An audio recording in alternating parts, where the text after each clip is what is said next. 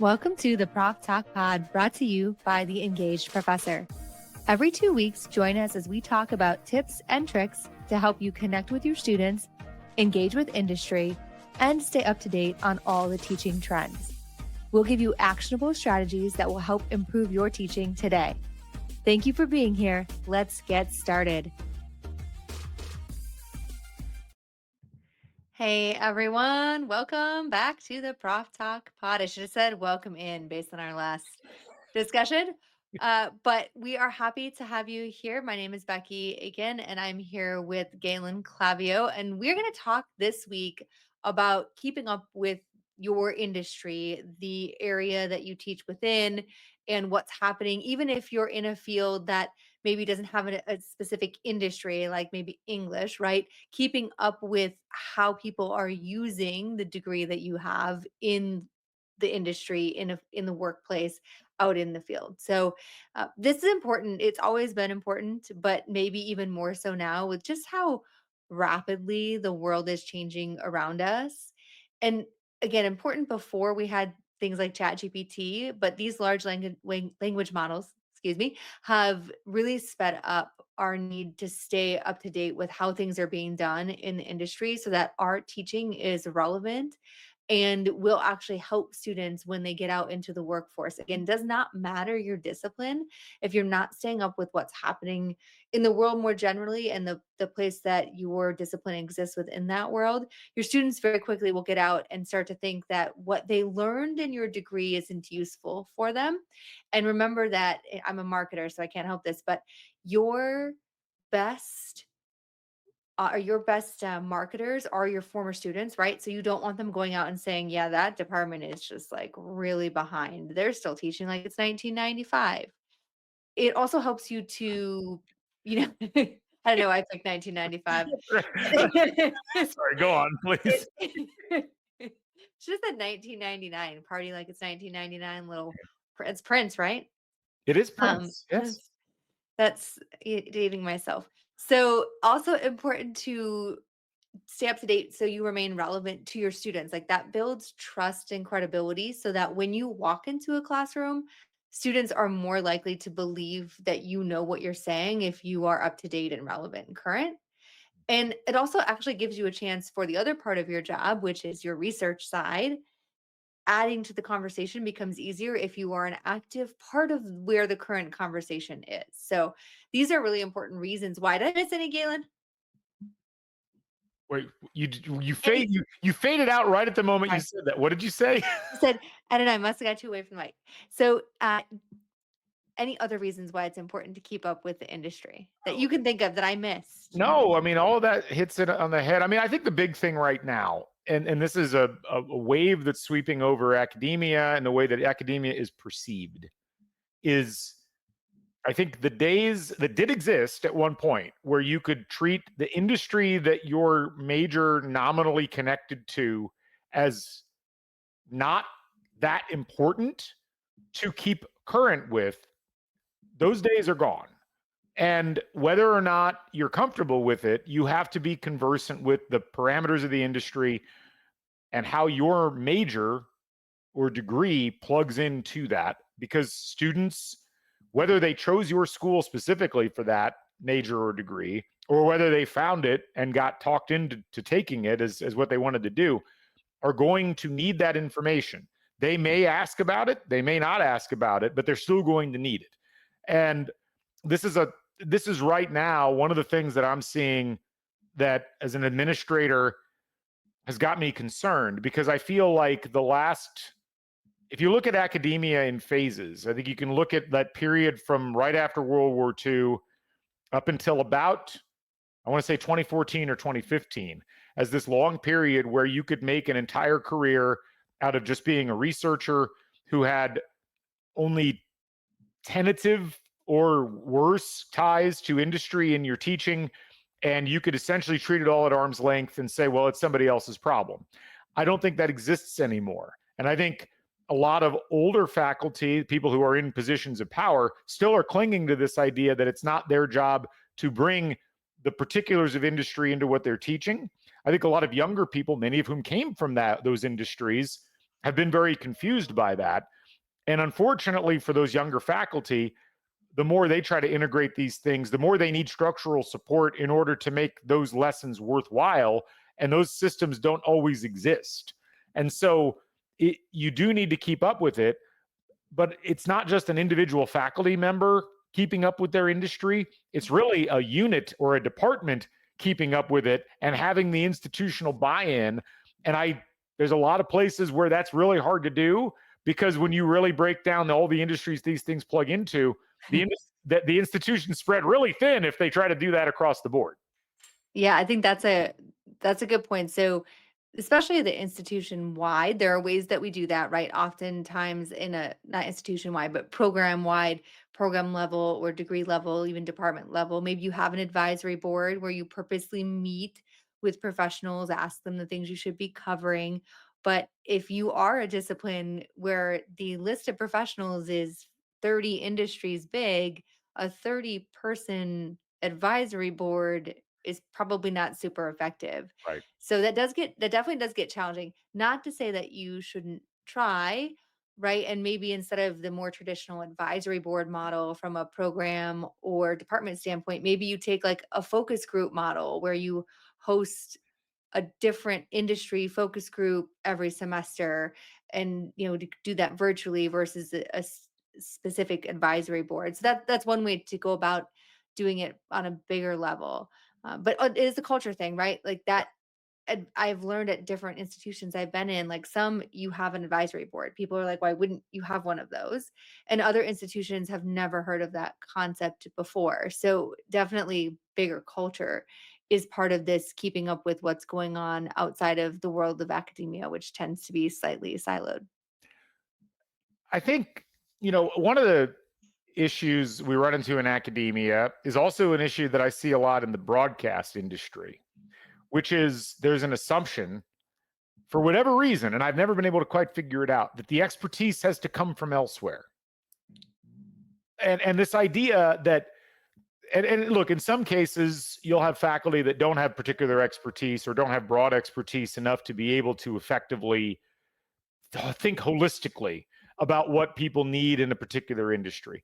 But I think sometimes, not sometimes, a lot of time in academia, we just think, oh, we'll form a panel of alums or people working in the industry and they'll give us solutions. A lot of times their solutions aren't actionable, don't work within a college environment, or are based upon those people's own confirmation biases, either from when they were in school and things worked that way, or they've been in their industry long enough that they don't really understand like how people get into it in the first place. I mean, it's why I don't, I'll probably get in trouble for saying this with somebody, but it's why I don't use guest speakers that are in like the latter stages of their professional careers if they've been there for more than like 25 years or 30 years, because they are a couple of generations removed at that point from when they first got started in most cases. And a lot of their lessons are lessons that are being provided by somebody who exists in a position of extreme privilege because of what they moved through to get to where they got at. That didn't make a lot of sense, but you know what I mean? Like it's Yeah. so ultimately, I think that faculty, and this kind of goes back to the core aspect of the topic. It's, don't just be satisfied with, well, we have this alumni panel that's going to give us suggestions. You need to take time every week to read the trade magazines related to your industry, but also read the social media. Like, don't just rely on, so like in our like shared area of sports business journal is the one that you're supposed to subscribe to in a lot of cases because it covers a lot of the business aspects of sports. It's an important facet to learn, but it's remarkable how in the weeds and how unnecessary most of that is to understanding the sports industry. Like, we don't really need to know who's got the pouring rights for an arena. Once we've learned a few of them, we've probably got all of them. We don't really need to know that Levy is taking a 50% commission on Michigan State's alcohol pourings this year. It's a fascinating number, but not really that pertinent to the larger picture, the thumbnail sketch of the industry that you need to be getting across to students. And so it's like you don't want to get so deep into the policy or the outside stuff that you're losing track of where a lot of your students are likely going to be going to start, or understanding what the overall tenor is. I also think there's a temptation a lot of times with academics to buy the the reports that this industry's dying or that industry's dying or people aren't getting jobs in this field. I hear this a lot with like advertising, and it's like, actually, there's parts of advertising that are doing really well. It just isn't traditional advertising. It's ad tech, or it's these, it's different types of digital marketing, which are the apocalypse to older areas of the industry. But this is where all the growth is. And so it's also a matter, a theme I often come back to, of understanding how the technology is affecting the industry, because that's what you're going to have to take into account in the classroom. And those are great points. You mentioned some sources of where we can keep up with the industry. So, one of them I heard, trade journals, trade publications.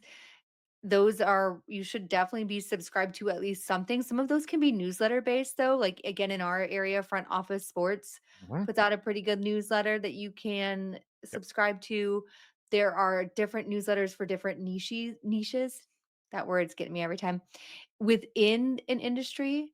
And that doesn't necessarily mean that you have to read them every single week, but you should read them occasionally at least. Now, I might argue that you should put on your calendar 15 minutes a day to start, just 15 minutes a day or an hour a week to spend just simply on specifically reading something related to your Or industry. there are good podcasts out So about I this. was gonna say you should add a podcast on top of it because that you can add into your daily life somewhere, right? Right. So, and I know not everybody wants to spend the time that they're out walking their dog or driving to work or making dinner listening to a podcast for work. Not everybody is that excited about their job to do that and they need a break. I understand that. But at the same time, that's an easy way to fit in staying up to date. Like podcasts are my number one way because I have small children and it's hard to sit for an hour, find an hour within my day to do the reading. So Right. I use primarily podcasts, knowing that I should do the reading more. But those are both really good ways. And then Galen also mentioned our friend social media, who you can have a love hate relationship with social media if you want, but platforms like X, Blue Sky, LinkedIn Mhm. can have a lot of this industry trend information and be very focused on that. You can get it, by the way, on TikTok, Instagram, and Facebook as well. But those platforms tend to have a little bit more toxicity in them. X aside, X is a disaster zone, but it has some good, especially in sports content for you to keep up with. But find those voices and follow them on the socials so that that's at least like a quick way you could scroll through some updates Well, if you have a few minutes. I agree. Now, the one thing I will say in relation to LinkedIn is be careful what sources you're following, because there's a lot of stuff that looks great on the surface. There's a lot of people selling particular, well, they're trying to sell books or they're trying to sell themselves as a brand, as an expert in an area. And they look really convincing. And I think, to go back to the people who may not be as in the weeds or maybe didn't work in the industry that they are a faculty member in connection with, it can sometimes be difficult to discern what's actually going on versus what's being presented Mhm. as what's going on. And I do caution people about thinking along those lines. Now, you've got to make your own decisions to some degree about what you trust and what you don't. But I'm always very cognizant of this idea that a place like X is a disaster area, but there's also some good stuff on there. Right. A place like LinkedIn seems safer, but oftentimes there's a lot of garbage on LinkedIn that isn't actually going to help you, and it can actually give you a worse idea of what's going on in your industry. So it's where triangulating your sources is really important, and I think that's probably where you were going with that eventually anyway. So Yeah, so definitely like if you're going to use social media, don't follow one voice in your field. Follow like 30 voices in your field and then look for commonalities on what you're seeing And if there's so Galen's right, there's a lot of thought leadership on LinkedIn right now. There's a big push on the marketing side for CEOs and individuals to build individual brands with thought leadership on the platform. And sometimes those thoughts aren't well researched or well supported thoughts. So, also, as you follow people, don't just read their thing, but read where they're getting information from. If you need to dig in a little bit about them, like go learn about their bio and get a feel for how they present their information. Are they using, this research report said that, and here's what I think about it. That's better than I just posting something that says AI is going to kill the world, right? Like there's levels in between there that you can be looking for. And one thing that really helps is following multiple voices on different platforms and in different ways. Maybe Gabe will be happy to hear this. I'm really uh, diving into looking at journalists' backgrounds and then following ones that seem to be really good at doing their research and following them on the socials. So, like, if you've got a sports journalist who you've read in a publication a couple times, they're probably also a good follow because they'll break those trends earlier Right. for you than if you waited to get the Sport Business Journal or whatever it is that you're getting. And or on their podcast, they might have a podcast where they're sharing that information sooner for you to keep up to date with. But they have training in sharing information. They also have ethics codes. Now, I'm sure we could debate whether they always follow them, but technically, as a profession, they have No, ethics no, they're codes. supposed. They're definitely supposed to. Yes, go on. Yes.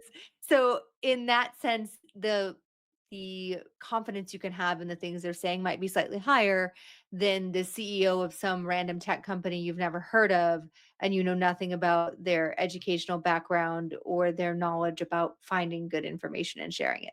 Right. Yeah. No. I mean, it just becomes so important at this point because there's a ton of information out there, but all the information isn't good, and it's hard to know and discern. And this is where I think even if you have worked in an industry, part of the joy of being in academia and becoming a scholar is learning about all of the different facets of things that you didn't realize existed and understanding how those things plug in. But I think what's important to remember is even in what we would consider base theory in some of these areas, it's still theory. It's uh, the sport fan identification scale is a great example. I mean, if you go back and look at what it was founded on, I mean, it's a scientifically valid scale.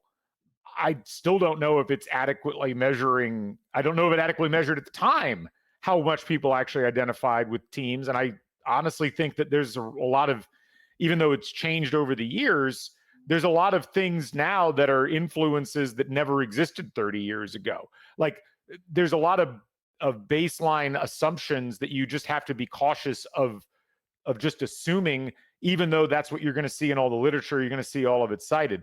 There's always, I think, got to be a reevaluation of the area that you're in, and that because ultimately, at the end of the day, all of what we're doing is theoretically conceptualizing industries, and Right. that oftentimes gets missed, and people get very far down research rabbit holes where they're pursuing an interrogation of a theoretical construct that's supposedly a theoretical construct of something that's happening in reality, but when reality isn't matching what the calculations are behind the scenes, there's not always a great job of readjusting that. So what I all I'm saying in all of that is, regardless of what field you're in, you can, I think, bring something to the table in terms of your own understanding. You can learn things about the industry that you didn't know, but you also don't need to assume that just because it's in a publication that it's automatically the case. And I think for a lot of people who are caught in between those axes of I need to connect with industry and I need to maintain what I'm doing scholarship wise, it can be hard to know exactly what direction to go with that. Well, and that's one of the reasons to do both, though, right? To remain engaged in both spaces because then they inform and evolve together versus one in a vacuum. And then you realize 20 years later that whole thing changed Yeah. and you forgot to find out how what changed impacts the thing you're doing theoretically or conceptually. And also, we sometimes forget that just because something was scientifically valid doesn't mean it is still scientifically Yeah, I accurate. mean, You know? a lot of it is scientific validity, and well, even something as simple as statistical significance. If you're doing quantitative research, I mean, it's it builds in. It's a lot of times in social science. I think you're building in things that were designed to work in hard sciences and mathematical sciences that may not necessarily translate as effectively to social science. And also, you're dealing with largely heterogeneous populations that have different perspectives. They have all these different moderating influences that are coming in. Are there ways to try to reduce noise? Sure. Do all those methods get used in the type of scholarship that we're talking about? No. Is there, reevaluation of what's been published, because that's really what you're supposed to be doing, is reinterrogating the subjects. I mean, this is something you and I have complained about before. This idea that if you try to do a follow-up study where you replicate the study to see if it's actually determining what it was determining originally, a lot of times it'll get desk rejected because it's already been covered. It's like, no, that's not how it's supposed to operate. And then you've also got, and one of the things I notice in a lot of the way that we think about industry, there are a lot of qualitative, critical, cultural approaches, theoretically speaking, that are, I'm trying to think of how to delicately put this. They are advancing a particular perspective, which is an important perspective in the conversation about industry. But I've seen a lot of people taking the leap of logic that a theory based upon critical cultural analysis is suddenly a fact because it's written about. And that isn't really how that works. It doesn't mean that it doesn't exist, but it's not universal necessarily. And so you end up, again, I'm not trashing research. Research is very important. But in some ways, a lot of what happens on the research front is meant to be a work in progress. And it has to be, because what you're researching changes over time. And I have seen enough instances in my career of faculty who get very committed to particular models, and reevaluating those models constantly is exhausting work, and doesn't really allow you to build the body of knowledge that you need to become a full professor. It's a very, very fraught space, but it contributes to this idea that maybe I don't want to get too invested in industry because I'm worried that that's going to leave me with a lack of definition of what I'm doing on the research side. Yeah, I think you're right. There's that risk. If you pay attention too much, you realize like social media is way different than it was when you and I were writing about it 10 years ago. Yeah. And And and yet and you've heard me complain about this. People are still citing studies I did in 2010 and 2011 about social media. And I almost want to write to them and say, stop doing that. Like, right, cite something that's 3 years old or newer. Don't cite something in social media that's 16 years old because it's a completely different landscape. right. And that's part of the process, right? Like that's and if you aren't staying integrated into what it looks like in, I hate to say the real world because I hate it that too. Yeah. yeah, I don't like that phraseology, but if you're not paying attention to how it works when people interact with it on a daily basis, then you're basing your theory and concepts around the thing that no longer exists or works in the way that it used to. So then we publish the research assuming things that aren't actually true. Right. So, and that's why when we think about staying engaged with the industry, I mentioned why it's really important for our teaching, but it's also essential for our research. It's essential for everything that we do. We, faculty, this is a broad we, are learners most of the time, Right. right? That's why we spent lots of years getting degrees and we do all this research and this writing because we have a desire to learn.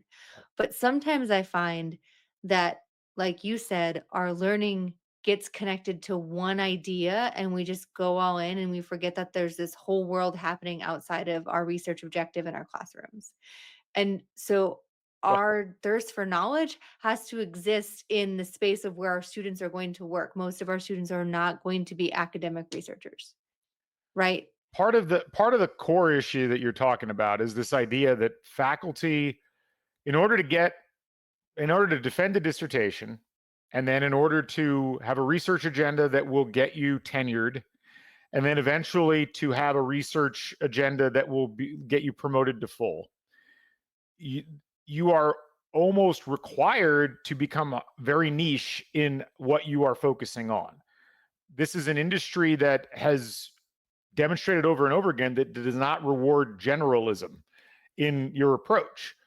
But the problem there is when you go 1,000 feet deep on a topic in an industry, it makes it very difficult to not look at the industry from that 1,000 foot hole, and instead of looking at it from 1,000 feet above. Mhm. And that is a core structural issue, I think, that unless you're in a school where the school itself is providing the connection to industry, allowing the faculty members to focus on their individual part as part of a larger whole, like that's the ideal thing. But there's not a lot of places where you've got enough faculty that can hit on every area. Like if you're teaching sports management and you've got a sports marketing specialist and a sports sales specialist and a sport management specialist. And like if you've got actually all those tent poles for whatever you would consider to be the 5 or 6 most important areas, and you've got someone running that department or that program that can connect all those items and think holistically about how the curriculum works, that's a different story, because then you really are just relying on the individual faculty to do those things. But I mean, we've been there's no, those programs barely or rarely ever exist. They do exist in places like business schools. They're like the accounting faculty here. I know this because my wife's a member of it. I mean, they drill down on audit, on tax, on international, and that's the goal. It's like, well, the students are coming in and they're learning all these different facets because they are a major in this area, but those faculty are not the ones that have to holistically talk about the rest of the industry. And that, I think, is oftentimes where a lot of our listeners are probably struggling, because they're expected to have all of this depth in one area, but they're also expected to have all of this breadth. And that's not really a reasonable assumption for most people to have. Yeah, and that you can't know everything about everything. So when we're thinking about sources to stay up to date on industry, eventually you have to pick areas, right? So like when I focus in the sports industry, like I'll listen to the sports media podcasts. I will listen to the SBJ's Spotlight podcast. They take different takes on different parts of the industry. And then I'll throw in something on analytics usually. Well, that's just three parts of what is a very multifaceted industry, because I can't have 15 podcasts a week because 10 is already too many, right? Right. So it says from the person on the other screen who records 10 podcasts a month, but or more. I'm not even sure anymore. Some of us just live in it. What can I So say? I'm just, but so you do have to make some choices there.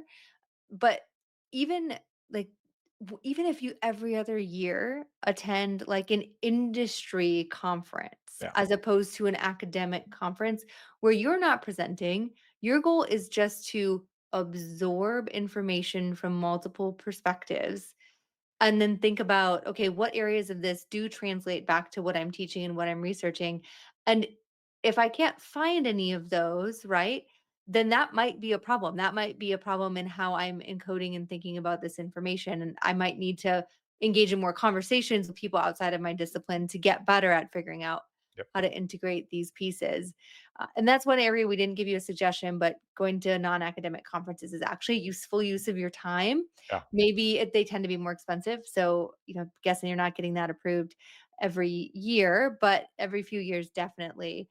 And then But go ahead, even, Gabe. I mean, there are really good non-academic conferences that are online Mhm. where you can hear different ideas and things like that. I mean, to me, I mean, it really depends on your discipline in your area. And a lot of the people that are listening are probably either sports or media or business, and that those three areas have a lot of possible places you can go and get different sources of information.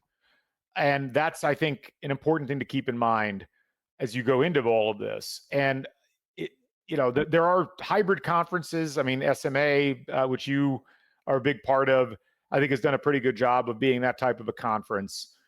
It's just, again, I think the problem that most junior faculty are going to have is what is the most direct path to putting myself in a bulletproof position for getting tenured. And unfortunately, or for this conversation at least that has a tendency to lead you down a pathway where you're like, well, this is what I'm doing.